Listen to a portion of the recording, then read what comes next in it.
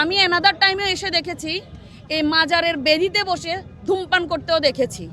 এটা আমাদের জন্য কত ব্যথার বিষয় এটা ভাষায় বলে বোঝাতে পারবো না। এখন যে ধূমপান করছে আমি যদি তাকে গিয়ে নিষেধ করি, সে বলবে এটা আমার গণতান্ত্রিক অধিকার। গণতন্ত্র বলতে তো সবাই নিজের অধিকারটাকে বুঝে। এখন আমি যদি সে আমার কথাটা শুনতো না, কিন্তু সরকার এবং প্রশাসন যদি এই ব্যাপারে নজরদারিতা দেয় তাহলে অবশ্যই সম্ভব। কারণ এটা তো অবশ্যই অন্যায় কাজ, তাই না?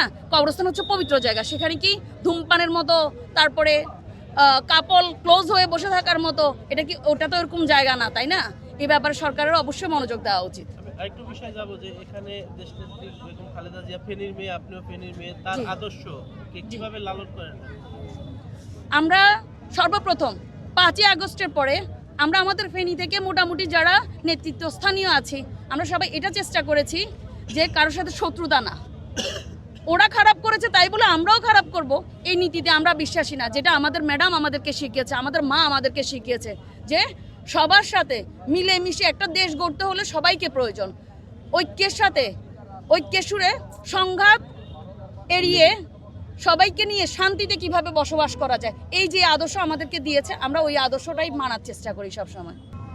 ওনার যে সবার সাথে মিষ্টভাষী হয়ে সুন্দর করে, বিশেষ করে দেশের মানুষের ব্যাপারে, দেশের মানুষের অধিকারের ব্যাপারে উনি যেরকম কনসার্ন থাকতেন, উনি যেরকম দেশের মানুষের জন্য, পূর্বে আমরা দেখেছি অনেক সরকার ওনাকে কষ্ট দিয়েছে। অনেক বলছি কেন, একাধিক, নট একটা সরকার কষ্ট দেয় না, এর আগেও ওনাকে কষ্ট দেওয়া হয়েছে।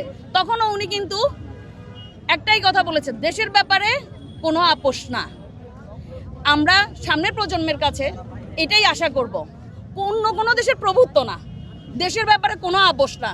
নিজের দেশের ব্যাপারে, নিজের দেশের অধিকারের ব্যাপারে, নিজের জনগণের ব্যাপারে, জনগণের অধিকারের ব্যাপারে, নিজের দেশের ভালোর জন্য আমরা কোনো আপোষে যেতে পারবো না। এই ক্ষেত্রে নো কম্প্রোমাইজ। এরকম তো অনেক স্মৃতি আছে, এরকম অনেক স্মৃতি আছে। তো আমি অ্যাকচুয়ালি ছোটোবেলা থেকেই আমার পরিবারে, মানে ওনার ফেনীতে গেলে আমাদের পরিবারে, আমার ছোটোবেলা থেকে যেটা দেখেছি যে কয়েকবার উনি ফেনীতে গিয়েছে, ওনার কিছুক্ষণের জন্য আমাদের বাসায় উনি স্টে করতো। তো একদম ছোট থাকতে আমার ফ্যামিলিতে সবাই আমাকে বলতো যে আমি কিন্তু ওনার কোলেও উঠেছি, এটা আমার সৌভাগ্য। তো আমার স্মৃতিতে মনে পড়ে আরও একবার, আমি যখন ক্লাস 5-এ পড়ি, উনি ফেনীতে গিয়েছিল একটা, আমাদের ওখানে অনেক বড় একটা হাসপাতাল, ওটা উদ্বোধন করার জন্য।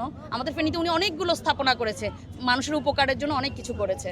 তো ওনার যে এই যে মানুষের, বিশেষ করে শিক্ষার ব্যাপারে মানে উনি কিন্তু বলতো কোয়ান্টিটি চাই না, আমি কোয়ালিটি চাই।